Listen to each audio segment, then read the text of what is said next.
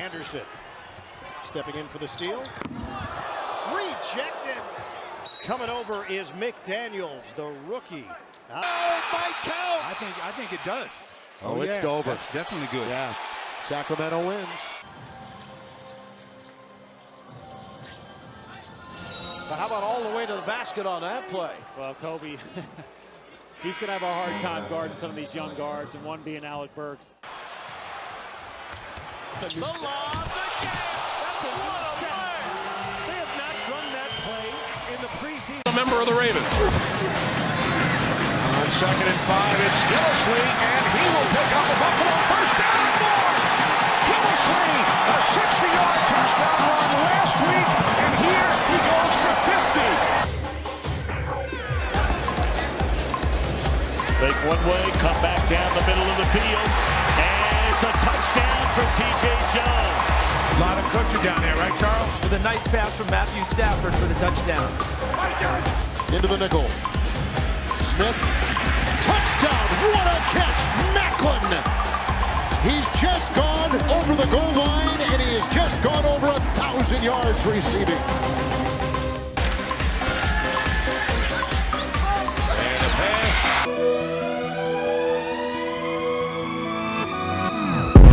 I'm waking up to ash and dust. I wipe my brow and I sweat my rust. I'm breathing in the chemicals. I'm breaking in, shaping up, then checking out on the prison bus. This is it, the apocalypse. Whoa, I'm waking up. I feel it in my bones. There. Coley from inside his own 25. He's got great speed. Coley across midfield, and there he goes.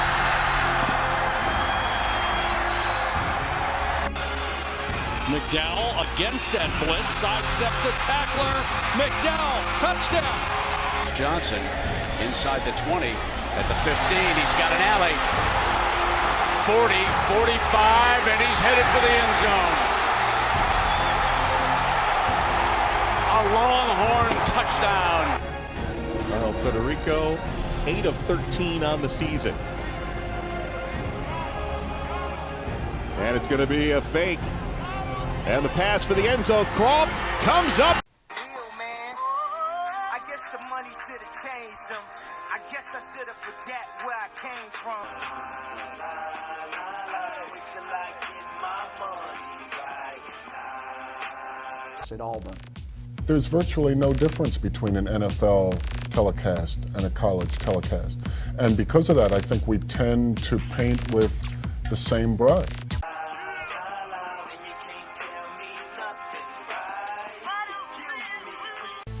Big debate in the wake of Kevin Ware's injury. Should college athletes be paid? After all, he might have sacrificed his career for a game in which he's only getting a scholarship.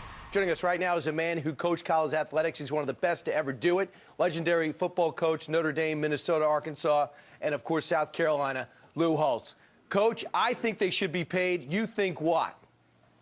I think they definitely should not be paid for a variety of different reasons. Number one, they get an education. They get an education on how to live as well as an education on how to make a living. They get an unbelievable experience. They get to travel. They have lifetime memory. And where does the money go, Brian? Number one, it pays for all sports. When you look at what happens to women's soccer, what happens to women's basketball, what happens to the Olympic sports, in addition to that, who builds the facilities? Who provides the various facilities for them to improve? And the academic achievement, the academic counseling they get. In addition to that, when you look at all the video equipment to enable them to develop their talent. You want a job? Drop out of school, go to work for Walmart. You're not supposed to have an awful lot of money. You're not supposed to get rich in college. When I was in college, they'd say you need a haircut. Look in the mirror. I say, I don't. I look at my wallet. My wallet told me whether I need a haircut or not.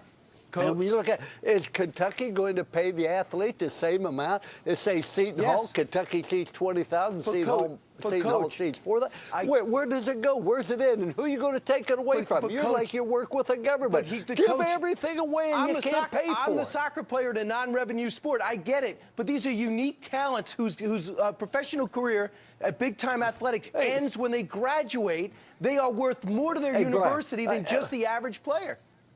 Hey, Brian, 1 out of 1,000 are going to go on and play professional football. Exactly. It's about the talent and experience. And let me say this also. If you're a professional football player, your career is going to last basically 4 years. That means at age 27, your football's over, but your life's only one-third over. Where are you going to go from there? You got this is not about paying them. It's not about professional football. And where are you going to take the money and you're going to pay everybody exactly the same? But the coaches get ridiculous. one What happens? point. You get unemployment insurance, you get disability insurance. But Coach, that's all part of the game of having an injury. That happens. It happens in professional football or anything else. You're not there to do anything except get an education. That's one of the problems with college athletes today. People are there because they want to go into the pros. You're there to get an education. But and, Coach, and you look at all the they are worth academic more than the school. They can't even afford to buy their sweatshirt in the bookstore. The money is not being thrown away. It's not like somebody's putting it in the bank. It's used for other athletes. But it's and not when right. you talk about the non-revenue sports, well, you got to be kidding me. But it's not right. These are unique talents. They need to be rewarded for what they're bringing. The average coach gets over $1 million of salary. These players get nothing. Hey, and where do you take the money from? You're going to take it from the other people's The TV contract. You saying something? You can't tell me nothing. You can't tell me nothing. You can't tell me nothing. Let up the suicide doors. This is my life.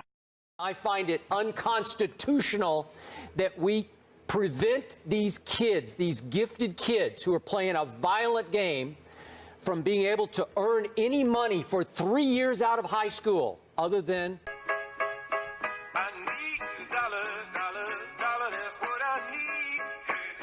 Well, I need. The NCAA makes money on the par of all the professional sports leagues. In fact, March Madness makes more money than the postseason for the NFL, the postseason for the NBA, the postseason for Major League Baseball, etc.